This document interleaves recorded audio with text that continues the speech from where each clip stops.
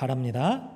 네, 반도체 포모 그리고 코스피 포모라고 하는 말이 많이 들려지고 있습니다. 증시가 9,000p 시대를 올라갔는데 정작 올라간 거는 반도체 주뿐이고 그래서 막 10배, 20배가 됐다라고 하는 소식은 들었는데 현실적으로 우리의 삶은 여전히 제자리다라고 하는 것 때문에 사람들이 상대적으로 소외를 느끼고 또 그리고 고통하고 있다라고 하는 표현을 빗대어서 포모 현상이라고 얘기를 하더라고요. 여러분들은 어떠세요? 어떤 것에 기대와 소망을 가지시고 그래서 그 기대와 소망이 무너졌을 때 아니 우리의 현실적인 문제 가운데 비교가 되었을 때 여러분들은 고통스러운 마음을 가지시고 계십니까? 사실 그래요. 하나님께서 우리에게 은혜를 주신다라고 하시고요. 신앙생활을 잘한다라고 얘기를 하지만 정작 어떤 때에는 우리의 삶이 크게 변하지 않는 것 같은 시간, 그 삶이 될 때가 많이 있습니다. 현실을 보면은 정작 우리의 현실이 제자리에 있는 것 같고 도리어 하나님이 없는 사람들의 삶은 더 잘 되는 것 같은 삶을 보게 될 때가 많이 있어요. 그럴 때 우리가 많이 느끼는 마음이요. 과연 우리 가운데 하나님이 계시는가? 도대체 하나님의 은혜가 무엇인가라고 하는 의문을 가질 때가 많이 있습니다. 말라기야라고 하는 선지자가요. 이스라엘의 구약시대의 마지막 선지자로 보내졌을 당시가 그런 일들이 일어나고 있었습니다. 이스라엘 백성들이 포로로부터 귀환했습니다. 하나님이 약속을 주셨어요. 너희들이 나를 배역하고 그래서 그로 말미암아 심판이 있게 될 것인데 그러나 내가 너희들을 버리지 않고 회복시켜 줄 것이다 라고 말씀하시고 정확하게 70년 동안 포로 생활을 하고 귀환을 했어요. 그리고 하나님이 성전을 재건시키시고 성벽도 재건시키셨어요. 그리고 학사 에스라와 학개 선지자를 통하여서 하나님의 말씀도 회복시켜 주셨습니다.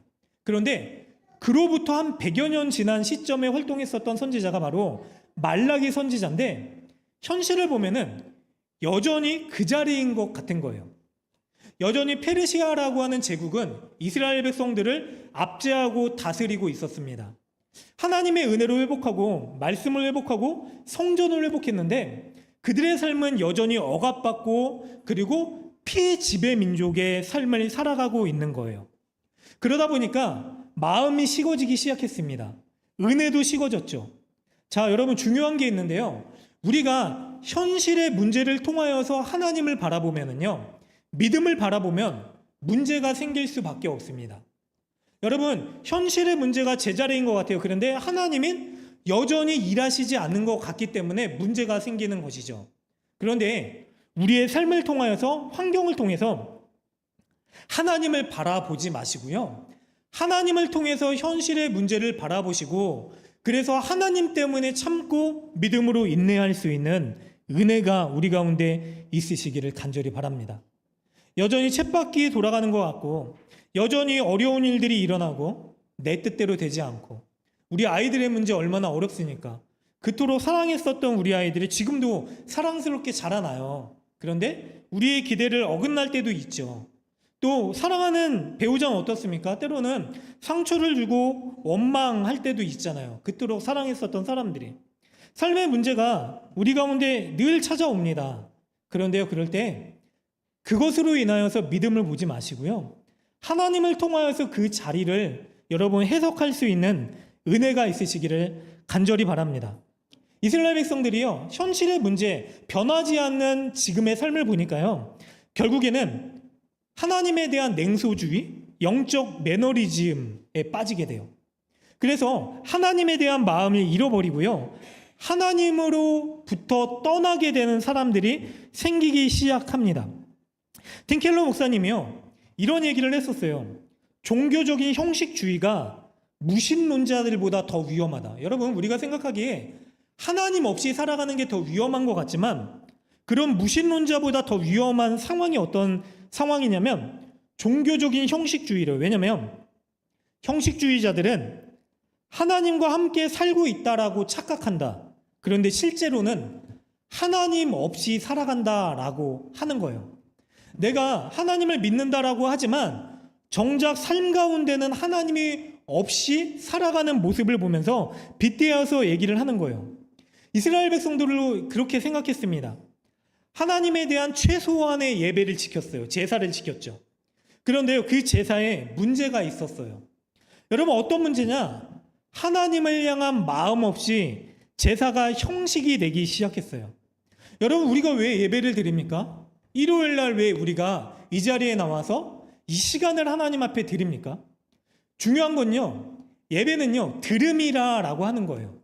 예배는요, 주어진 것을 찾고 구하기 위해서 오는 그러한 목적이 아니라 1차적으로는요, 나를 하나님께 드림이에요. 여러분, 믿음으로 아멘 하시면 좋겠어요. 예배는요, 우리가 생각하기에 하나님께로부터 무언가를 구하고 찾고 얻어내기 위한 자리가 아니라 분명한 목적은 뭐냐면 나를 하나님께 내어 드림입니다예요. 왜냐? 예수님이요, 우리를 위하여 죽으시고 자신의 생명 모든 것을 다 내어주신 그 은혜에 감복하여서요, 주님, 이제는 내 생명이, 나의 삶이 나의 것이 아니라 하나님 것입니다. 주님이 나를 핏값으로 사셨습니다 라고 하는 고백의 자리, 그 은혜의 자리, 드림의 자리가 바로 이 시간 예배의 자리인 것이죠. 그런데요, 이스라엘 백성들이 그런 예배를 잊고요, 삶의 문제 가운데 살아가다 보니까 온통 시선이 저 사람들은 어떻게 살아가는가, 저 이방 민족들은 왜 행복해하는가, 아니 행복한 것 같은가 하는 착각 가운데 자신을 비교하다 보니까 그들이 정작 지켜야 될 마음이 무너지기 시작합니다. 진정한 행복이 무엇일까요? 더 많은 것을 누리고 소유하고 먹고 살아가는 것. 우리는 그렇게 착각을 하지만 여러분, 그게 진정한 행복일 수 없는 이유가 있어요. 우리가 붙드는 것, 세상 가운데 바라보는 것, 우리의 시선이 고정되는 것, 물질, 돈, 명예, 능력, 이러한 것들은요, 궁극적으로 우리의 삶의 끝을 책임져 줄 수 없기 때문에 그렇습니다. 우리가 그것을 가져도요, 많이 소유해도요, 결국 우리의 삶의 결과는 불행이에요. 왠지 아세요? 우리의 죄 때문에요, 우리가 그것을 붙들고 있다가 하나님을 잃어버리게 된다라고 하면은 우리의 삶의 결과 가운데 우리의 죄악으로 인해서 보응, 심판이 있기 때문에 그래요. 세상 가운데 우리가 붙드는 것이 결국 우리를 책임져 줄 수 없기 때문에 우리가 바라보고 있는 세상의 행복이 결국 우리의 삶을 불행하다라고 얘기할 수밖에 없기 때문에 그렇습니다. 근데 이스라엘 백성들이 100여년이라고 하는 긴 기다림 속에 결국 그들이 붙들어야 되는 진짜 은혜, 행복, 인생의 목적인지를 잊어버렸었던 거예요. 그럼 그들 가운데 하나님이 찾아오십니다. 그래서 하나님이 뭐라고 말씀을 하시냐면, 말라기, 마지막 선지자예요. 구약의 마지막 선지자인데, 이때로부터 이 말씀이 주어지고 나서 400년 동안 이스라엘 백성들 가운데 하나님의 말씀이 희미해져요. 없어요. 그리고 나서 세례 요한이 등장하게 되는 거예요. 그런데 이 마지막 말씀 가운데 첫 하나님의 말씀이 무엇이냐면은, 제가 띄우지는 않았지만 말라기 1장 2절에 성경에 있으신 분들은 보시면 좋겠고요. 제가 읽어드릴게요. 여호와께서 이르시되 내가 너희를 사랑하였노라. 내가 너희를 사랑하였다라고 말씀을 하시는 거예요. 자, 하나님이 왜 이 마음을, 하나님의 사랑을 말씀하셨을까요? 현실적인 것에 현혹되어서요, 하나님을 잊고 살아가고 있었던 사람들, 정말로 내가 행복하게 살 수 있다라고 하는 것을 하나님 안에서 발견하지 못하고요, 결국 세상의 우상들을 탐하면서 살아가고 있었던 사람들. 이스라엘 백성들이 하나님을 섬기지 않았을까요? 이스라엘 백성들이 하나님을 섬겼어요. 그런데 문제는 뭐냐면요, 하나님도 섬기지만 다른 우상도 섬기고 있었다라고 하는 거예요. 우리가 읽은 본문에 3장 5절에 보면은 하나님이 그런 이스라엘 상태를 정확하게 진단하시는데, 내가 심판하러 너에게 임할 것이라. 왜 심판이 임하시면 하나님이 너무 마음 아파하시는 거예요. 자, 점치는 자에게와 간음하는 자에게와 거짓 맹세하는 자에게와 품꾼의 삭스에 대하여 억울하게 하며 과부와 고아를 압제하며 나그네를 억울하게 하며 나를 경외하지 않는 자들. 하나님 앞에 제사를 드리고 있었습니다. 근데 제사의 형식만 남아 있었어요. 하나님 앞에 마음 없는 제사를 드리다 보니까 그들이요, 제사뿐만이 아니라 하나님뿐만이 아니라 다른 것을 의지하기 시작하는 거예요. 자, 왜 이렇게 우리가 기다려야 되는가? 상황이 변하지 않는가? 하나님의 언약의 백성들인데 왜 이 나라가 이스라엘이 과거의 다윗의 영광과 권능, 이 위대한 제국을 회복하지 못하고 있는가? 뭐가 부족한가? 부족한 걸 보니까요, 여러분, 부족한 걸 채우기 위해서 하나님이 아닌 다른 것을 찾기 시작합니다. 우상 숭배죠. 여기 계신 분들은 그러지 않으실 거예요. 여기에 오셔서 예배를 드리는 시간, 이것도 너무나 귀한 시간이고 에너지를 쏟고 계시니까 뭐 점치러 가기까지 힘드셔도 못 가실 것 같은데, 이스라엘 백성들이요, 하나님 앞에 제사 드리면서 점치는 우상 숭배를 하고 있고, 다른 것에 그들이 마음을 의지하면서 살아가기 시작해요. 그랬더니 하나님이 그런 그들을 향해서 지금 문제 때문에 내가 너희들을 사랑하지 않는다라고 착각하지 말아라. 내가 너희를 사랑한다. 여러분, 때로는 아픔이 있고 고통이 있습니다. 우리의 행복이요, 많이 말씀드렸지만 고통이 없기 때문에 행복한 게 아니에요. 고통이 있더라도 행복할 수 있는 이유는요, 하나님이 여러분들을 사랑하시는, 변하지 않은 하나님의 사랑 때문인 줄로 믿습니다. 여전히 그 고난의 자리에서 여러분들과 함께 하시고요, 눈물을 흘리면서 우리보다 더 아파하고 계시고요, 보이지 않는 손으로 여러분들을 붙들고 계시기 때문에요, 하나님이 이렇게 호소하시는 거예요. 애타는 마음으로 절규하듯이 얘기하시는 거예요. 나를 봐라. 내가 너희를 이토록 사랑한다. 이거면 되지 않냐? 내 사랑이 이렇게 큰데 도대체 어디로 시선을 돌리고 있느냐? 근데 이스라엘 백성들의 정작 냉담한 반응은 무엇이냐면요, 하나님이 내가 너희를 사랑한다라고 얘기를 했는데, 그러나 그들은 주님이 언제 우리를 사랑하셨습니까? 우리가 언제 주님을 예배하지 않았습니까? 주님 언제 우리가 주님을 멸시하였습니까? 이 말라기의 본문을 보면 6번이나 하나님에 대한 항변과 하나님의 변호, 하나님의 호소에 대한 내용이에요.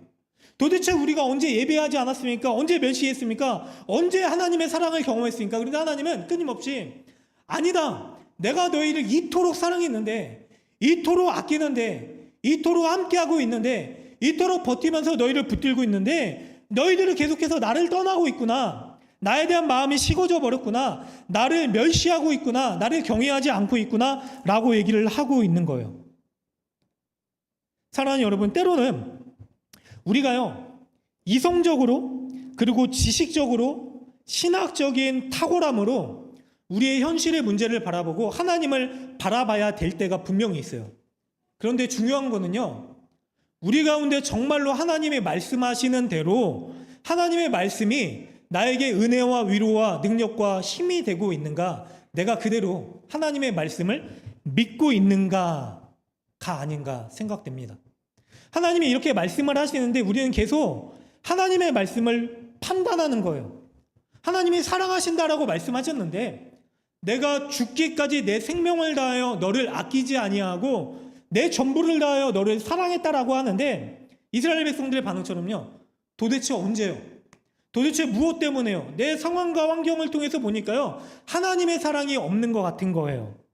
그런데 그게 아니라 그냥 하나님의 말씀 그대로요, 우리의 삶과 환경, 우리의 상태, 우리의 상황, 우리 자신을 바라볼 수 있는 은혜가 있으시기를 간절히 소망합니다.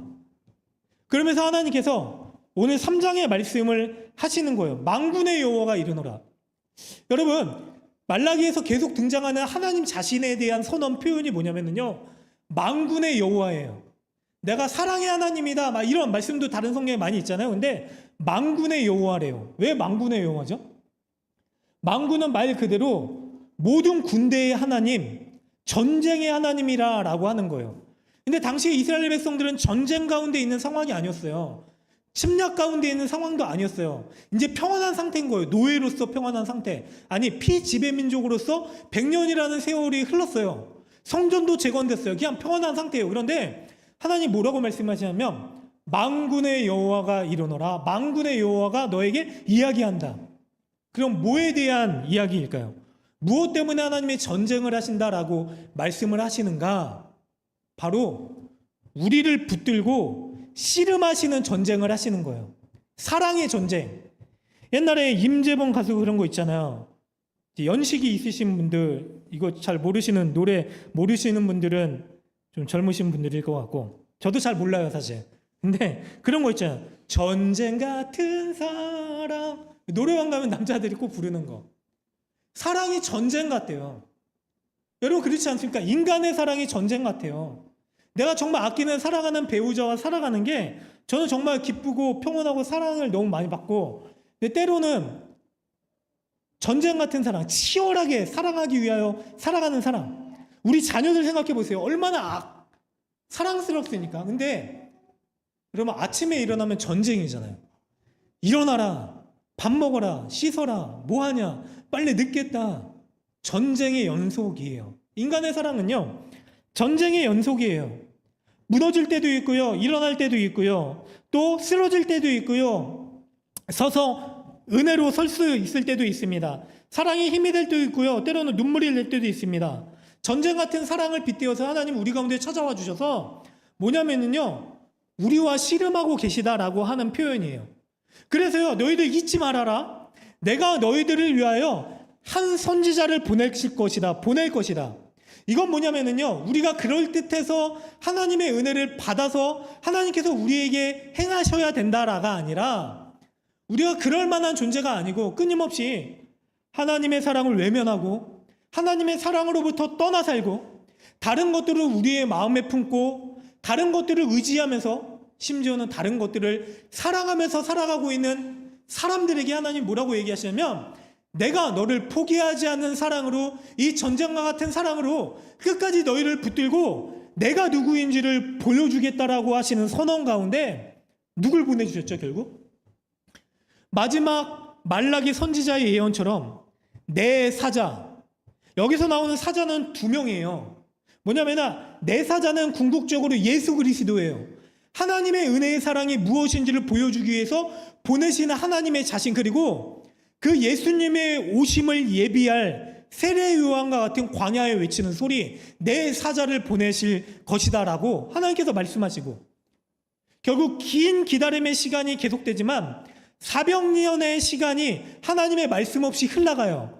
여전히 계속되는 이 암흑과 같은 삶을 살아가지만 결국에는 하나님께서 하나님의 약속대로 하나님의 사랑이 무엇인지를 보내주기 위해서 하나님이 이루신 신실하신 사랑, 그것을 약속하시죠. 그래서 성경에서 계속되는 사랑에 대한 단어는 뭐냐면 헤세드예요. 뭐냐면 인애로우신 사랑, 언약의 사랑. 우리가 약속된 내가 하나님을 사랑해서 받아내는 사랑이 아니라 하나님의 신실하심 때문에 약속하시는 그 사랑. 그래서 하나님이요, 6절을 보면은 이런 말씀을 하세요. 같이 읽겠습니다. 하나 둘 셋.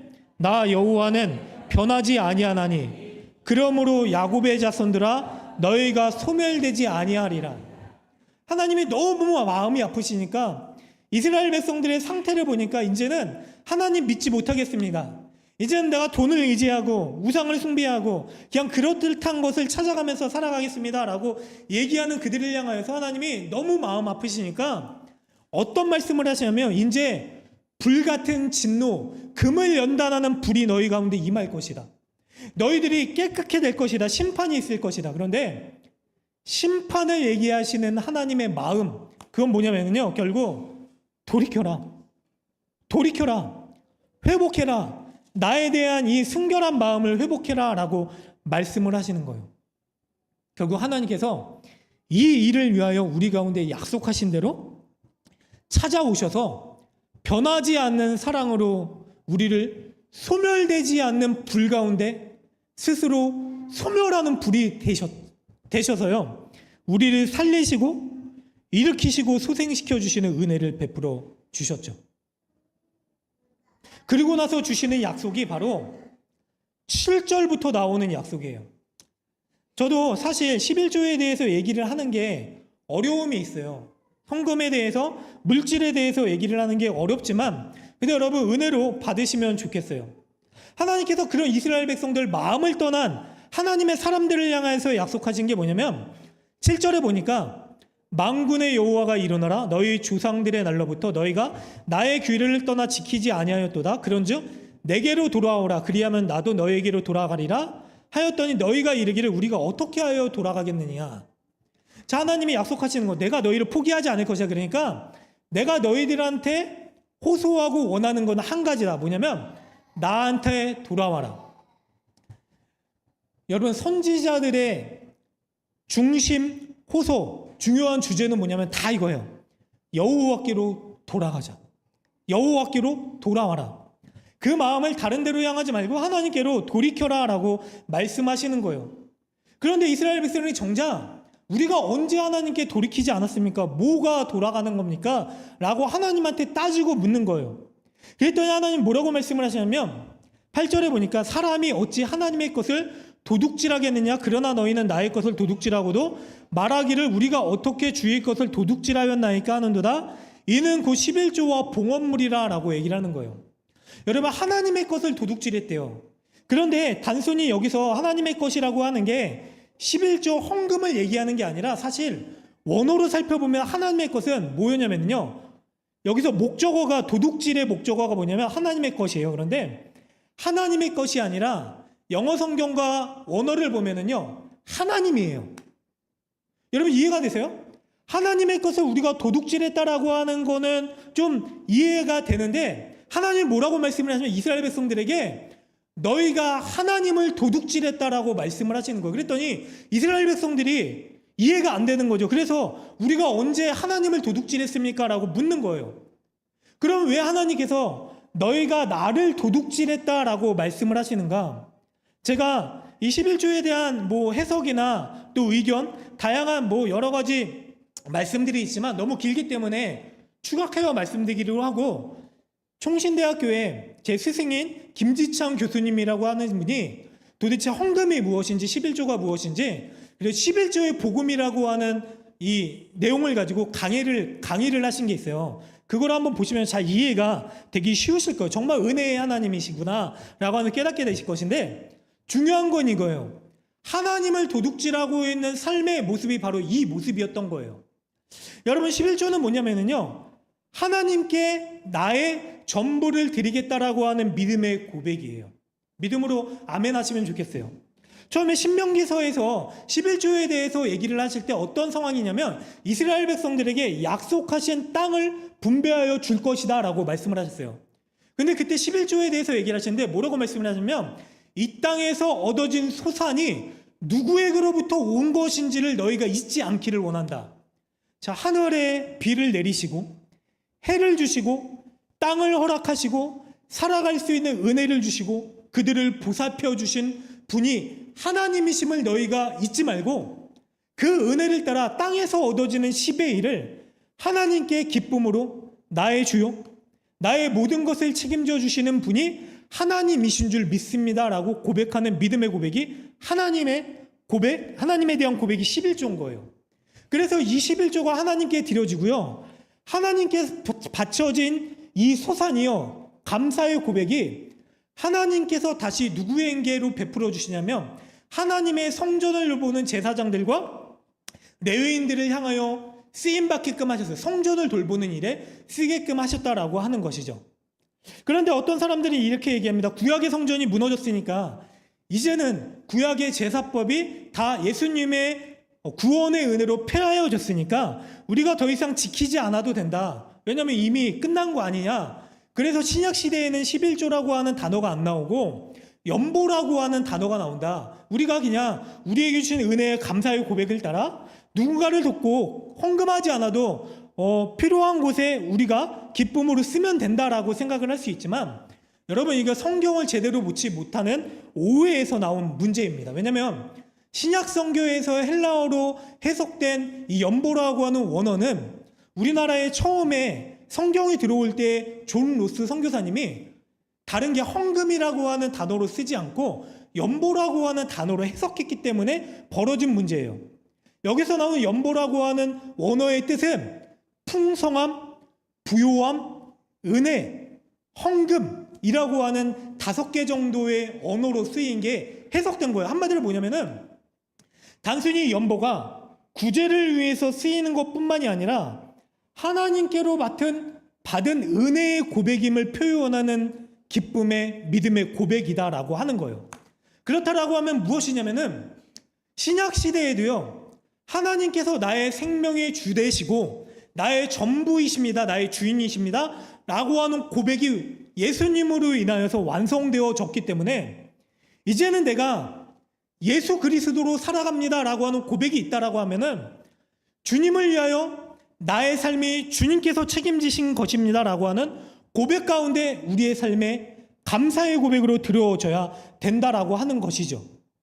진짜로 연보 많이라고 하는 사람들, 가끔 유튜브나 다양한 신학적인 논쟁 가운데 얘기하는 사람들 중에 우리가 굳이 연보를 드리면 되지 10분의 1을 드리지 않으면 된다라고 하지만 그것도 착각한 게 뭐냐면 신약 시대의 성도들의 연보는 어떻게 드렸는지 아세요, 여러분? 10분의 1이 아니라 내 전부를 바쳐서 사랑하는 이들, 아픔 가운데 있는 이들을 위하여 헌신하는 데 쓰여졌다라고 하는 기록이 사도행전 2장과 4장에 나와 있어요. 단순히 그들의 연보는요 10분의 1이 아니라 내 모든 것을 다하여 하나님께 내 전부를 드립니다 라고 하는 고백 가운데 들어졌다라고 하는 거죠. 그런데 왜 이렇게 다양하게 해석되고 다양하게 감론을박을 이야기하면서 신약시대에는 11조라고 하는 단어가 없으니까 우리가 드리지 않아도 된다, 헌금의 의무가 없다라고 얘기를 하는가? 한마디로 이거라고 생각을 해요. 내가 10분의 1이라고 하는 최소한의 은혜만으로 하나님의 크신 은혜를 얻어내고자 하는 효율성, 세상적인 방법에 따른 믿음 때문이 아닌가? 여러분, 내가 이걸로 드리지 않아도 하나님은 나에게 당연히 주셔야지라고 하는 그 잘못된 관점 때문이, 믿음의 관점 때문이 아닌가? 여러분, 어떤 때는요 단순히 10분의 1이 아니라 사실 구약시대의 사람들은요 23%를 성경적으로 드렸어요. 신약시대에는 사람들이요 전부를 다하기까지 예수님의 생명의 은혜에 감사합니다라고 하는 고백으로 살았다라고 하는 거예요. 그런데 중심은 뭐냐면요 내 온 마음을 다하여서, 내 전부를 다하여서 자신의 전부를 내어진 하나님의 사랑 가운데 내가 살아가고 있는가예요. 그래서 하나님이 전쟁과 같은 사랑을 얘기하시면서요 또 아이러니하게 이 11조와 봉헌물에 대해서 이야기를 하고 있는 거예요. 이스라엘 백성들이요 하나님을 향한 마음을 다해서 그들의 제사를 드린 게 아니라 인색한 마음으로, 아까워하는 마음으로 내가 이 정도 하면 됐지. 결국에 보면은요 성경에 기록된 이스라엘 백성들은 뭐냐면 마치 하나님을 도둑질하듯이 자신의 마음은 온통 다른 데로 향해 있으면서 흠있고 망가지고, 여기서 보면은 세상의 왕들에게도 드릴 수 없는 정도의 것들을 하나님 앞에 드리면서 내가 내 최선을 다했으니까 나에게 하나님께서 은혜를 주셔야죠 라고 살아가고 있는 사람들을 향한 하나님의 호소이자 부르짖음이었었던 거예요. 여러분 생각해 보세요. 하나님이요 우리에게 모든 것을 다하여 주신 은혜, 이거를 우리가 값으로 살 수 있을까요? 헌금이 단순히 여러분 하나님이 부족하시기 때문에 우리가 드려야 되는 걸까요? 사실 11조는 예의고요 우리의 시간과 정성, 에너지, 마음 어디에 쏟고 있는가의 문제인 거예요. 여러분 우리의 사랑의 대상이 어디로 향하고 있는가에 대한 문제예요. 우리가 가장 많이 생각하고 에너지를 쏟고 중요하게 생각하고 있는 거를 보면은 사실 저는 그렇게 생각을 해요. 카드 지출 내역서 보세요. 대부분 우리는 아이들을 키우기 때문에 가장 많은 비중이 교육비가 될 수도 있어요. 그런데 아이들을 향한 마음이 제일 크기 때문에 그렇게 살아가죠. 아이들을 위해서 우리가 뭐 아르바이트도 하고 열심히 일하고 수고하잖아요. 그런데 우리의 마음이 어디로 향하고 있는가? 우리의 에너지가 어디로 향하고 있는가? 너희들의 그 마음을 회복하고 나를 봐라. 현실의 문제로 내가 이거 하지 않으면 실패할 것 같고, 내가 이거 하지 않으면 절망할 것 같고, 내가 이거 하지 않으면 그냥 사람들로부터 잊혀진 것 같고 망한 것 같고 하는 삶을 살지라도 사람들은 망했다라고 하지만 가장 부요하시고 크신 예수 그리스도의 은혜가 너에게 쏟아 부어졌기 때문에 너희가 다른 것에 마음을 뺏기고 살지 않고 나를 향한 마음으로 살아가기를 원한다라고 하는 호소. 여러분, 그리스도인들은 무엇을 가지고 살아갑니까? 우리가 바라보고 있는 세상의 것을 가지고 내가 부요하다라고 하는 것을 가지고 살아가는 자들이 아님을 우리가 잘 알고 있잖아요. 우리는요, 복음의 부요함, 예수 그리스도의 사랑의 그 크신 사랑의 크기에 압도되어 살아가는 자들이잖아요. 예수님이요, 세상의 모든 것을 다 가지신 가장 부유한 분이요, 우리를 위하여 가장 낮은 자리에서 그 가장 부유하신 것을 다 포기하고 우리를 아끼지 않고 사랑하신 그 말도 안 되는 사랑을 쏟아 부어 주셨잖아요. 그래서 우리는 그 사랑의 크기 때문에 살아가는 자들이에요. 그래서요, 마치 3장 1절에 등장하는 광야에 외치는 소리와 같은 세례 요한처럼요, 이스라엘 백성들은 온통 하나님의 성전 안에서 복받기를 바라며 살아가지만 광야에 외치는 자의 소리였었던 세례 요한은 어떻게 살아가죠? 메뚜기와 석청, 그걸 먹고요 낙타 털옷을 입고 살아가는 거예요. 어떤 사람들은 메뚜기와 석청이 희귀한 말도 안 되는 산의 진미였고 진귀한 음식이었다라고 얘기를 하지만, 여러분, 먹을 거 없어서 메뚜기와 석청 맨날 드셔보세요. 광야에서 그냥 낙타 털옷 입고 그냥 좋은 옷 걸치고 살아가는 게 아니라 그렇게 살아보세요. 그런데 광야에 외치는 자의 소리에 궁극적인 기쁨과 가치는 뭐였냐면요, 내가 세상에 만족할 만한 것이 없어도, 때로는 삶의 자리는 그대로인 것 같아도 내 마음의 중심이 예수님께로 향하여 있기 때문에 주님과 함께 동행함이 기쁨입니다. 메마른 길을 걸어갈지라도 주님이 나와 함께 하시기 때문에 가장 풍성하고도 부유한 은혜의 삶입니다.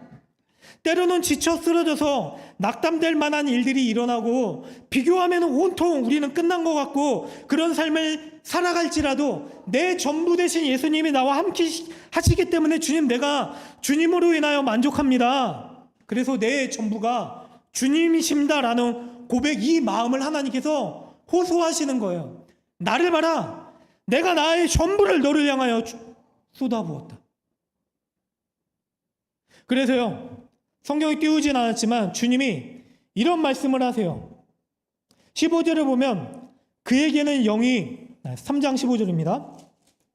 3장 15절을 보면 지금 우리가 교만한 자가 복되다 하며 악을 행하는 자가 번성하며 하나님을 시험하는 자가 화를 면한다 하는 소리를 듣지만, 그런 16절에 그때 여호와를 경외하는 자들이 피차에 말하매 여호와께서 그것을 분명히 들으시고 여호와를 경외하는 자와 그 이름을 존중히 여기는 자를 위하여 여호와 앞에 기념 있는 기념책에 기록하셨다.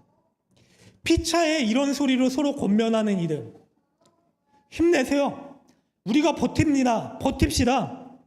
하나님 분명히 들으십니다. 하나님 분명히 보고 계십니다. 그것 때문에 낙심하지 맙시다. 예수님이 우리와 함께 하십니다. 여러분, 우리가요, 여러분들이요, 서로에게 그런 은혜로 격려하고 권면하고 서로를 세워줄 수 있는 우리 교회와 저와 여러분들 되시길 간절히 바랍니다. 하나님 그걸 들으시고요, 잊지 않고요. 세상의 소리는요, 악한 자가 번영한다, 악에 행하는 자가 화가 없다, 복되다라고 얘기한 소리가 듣지만, 그럼에도 불구하고 예수를 붙들고 살아가는 이들에게 하나님께서 내가 너희를 보고 있고 내가 너희를 듣고 있고 내가 너희와 함께하고 있기 때문에 마지막 날에 역사적인 기념책이 아니라 하나님의 기념의 책에 너희들이 기록되고, 그래서 17절에 만군의 여호와가 이르노라, 내가 정한 날에 그들을 나의 특별한 소유로 삼을 것이요 또 사람이 자기를 섬기는 아들을 아낀같이 내가 그들을 아끼지 아니하리라. 내가 너희를 아끼하는 이 사랑 가운데 너를 세울 것이고 정한 날이 올 것이다. 정한 날이 올 것이다. 기다려라. 서로를 붙들고 서로에게 위로가 돼주고 서로에게 격려가 돼주고 우리의 입술을 통하여서 예수의 이름이 증거되고 그 예수의 이름이 위로가 되고 예수의 이름 때문에 우리가 다시 일어나고 기다리자. 함께 예수의 이름을 붙들고 기다리자라고 하는 고백으로 서라. 그날이 우리 가운데 오게 될 것이다. 사랑하는 여러분, 우리를 향해 끊임없이 다가오는 문제가 있지만 우리를 향해 그치지 않는 치열한 하나님의 사랑이 우리 가운데 분명히 있습니다. 하나님이 약속하셨잖아요. 그냥 그대로 보세요. 우리가 마음을 돌이켜 전심으로 주님이 나의 주님이시다 라고 하는 고백하는 자들에게 하나님이 하늘의 문을 여시고 하늘의 전부를 쏟아 부으시기까지 아끼지 않는 은혜를 주시겠다라고 약속하시잖아요. 근데 우리는요, 과연 하나님께서 그렇게 하시는가? 하나님의 말씀이 진리일까? 아닐까? 여러분, 하나님의 말씀은 진리인 줄 믿으시고요. 우리 믿음의 선조들처럼요, 신앙의 선배들처럼요, 그때 신학이 더 탁월하지 않고요, 지식적으로도 탁월하지도 않았어요. 책을 더 많이 읽지도 않았으면 그저 하나님의 말씀이 이렇게 하셨기 때문에 주님, 내가 가난하고 아프고 힘들어도 지쳐도 주님께서 말씀하시는 은혜를 구하며 내가 믿음으로 살아가겠습니다 라고 했었던 고백 가운데 하늘 문을 여시고 전부를 쏟아 내어주시는 그 은혜의 고백이 오늘 이 시대를 살아가는 저와 우리 모두의 고백이 되시기를 주님의 이름으로 간절히 축원합니다. 하나님의 말씀은 진리이기 때문에요, 그냥 그대로요, 우리가 따라 행할 수 있는 믿음. 그래서 하나님이요, 내가 이토록 너에게 주고자 하는 그 은혜의 기쁨, 그 부요함, 풍성한 은혜를 우리가 경험하기를 바래요. 세상 사람들이 보고요, 그래서 이유를 묻는 거예요. 우리와 다른 방식으로 살아가는 사람들의 삶의 방식을 보고요, 저러한 삶이 진짜 복되다, 부요하다, 그렇게 살아갈 수 있는 마지막 시대에 주님의 길을 예비할 수 있는 우리 모두가 되시기를 주님의 이름으로 간절히